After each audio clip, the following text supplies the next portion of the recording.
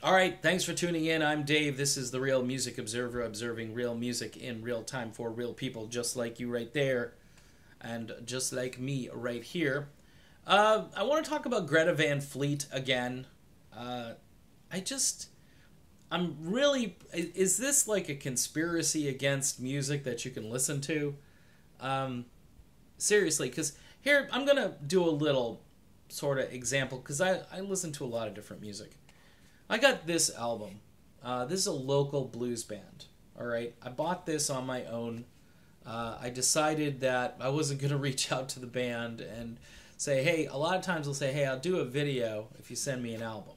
In this case, I listened to 6 or 7 tracks, heard the guitar player, heard the lead vocalist who she just belts out these tunes, and I was convinced that I wanted to buy the CD. Um, Pretty nice looking disc too. The name of the album is Bone Rattler. The group is the Bridget Kelly Band. They're from Gainesville, Florida. I live down toward Fort Myers, so they're about 3-4 hours away from me. But I've seen them perform live, and they're fantastic. Now, the reason I mention this is because it's organic production. And maybe because they don't have a super big budget, but my guess is they're playing blues rock and they want to keep it real. Greta Van Fleet playing blues rock, keeping it real.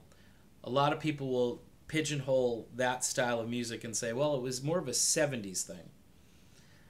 I don't know. There were incarnations of bands all along the way. In the 80s, you had organic stuff like the Fabulous Thunderbirds, the Stray Cats. Those are a couple of things. Georgia Satellites. I can think of things that bucked against the trend of glossy production and lots of keyboards. Now, this is label Frontiers that I like a lot. They put out this last year. It's a band called Cry. I originally used to call them Cray. I like it. I like the fact that it's very melodic and has some catchy stuff going on in it. But here's what I don't like about it. It doesn't sound organic. It sounds as if it's computer generated. And the drums are very almost syndrummy. They don't have that nice crisp production. I love, a crisp drum, unless I'm listening to like Naked Eyes or Duran Duran, okay, which the music has a different spin to it. It's more new wave and it's more pop oriented. But for somebody to call this like metal, it's not metal. I don't know what it is. It's a hybrid. I like the music, but in my gut, I'm always thinking to myself, well, production value of this is just, and they're all doing it. This is the thing, because it's 2019, that it's like a little dose of modern rock or something, or we have to put a spin on something that we think people will be bored with if we don't, mix it up. Well, that's what makes Greta Van Fleet so good. I mean, the guys who produced that album, and I should go research, were smart, because they said, well, what worked in 1972? All right, what worked in the 80s as far as just organic production? The Black Crowes, another great example of a band. Now you may say, well, that's a different style, Dave. Well, it is.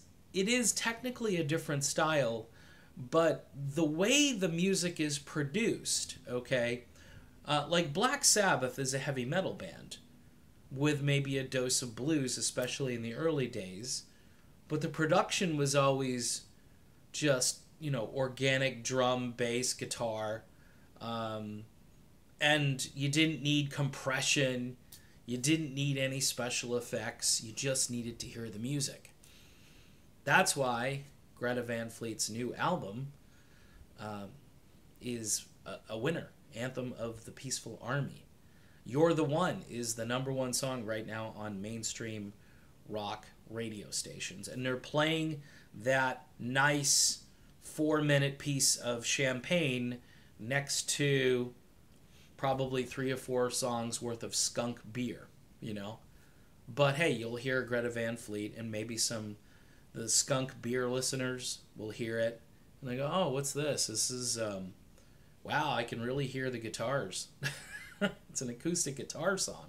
I mean, I don't know how they allowed it, because everything's got to be loud, obnoxious, filled with compression, depressing, doom-ridden, and all of a sudden, the Anthem of the Peaceful Army succeeds on mainstream rock stations. Awesome. Well, there you go. That's my comparison. The Bridget Kelly Band, giving them a little plug because they're nice people. This is 2 albums ago. It's a double disc. It's called Bone Rattler. Cry, which if you like more melodic, compressed,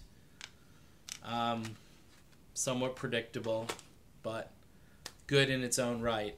I don't know. I like both, but I tend to like the organic production, and I would take the organic production with me to the desert island if I had a choice.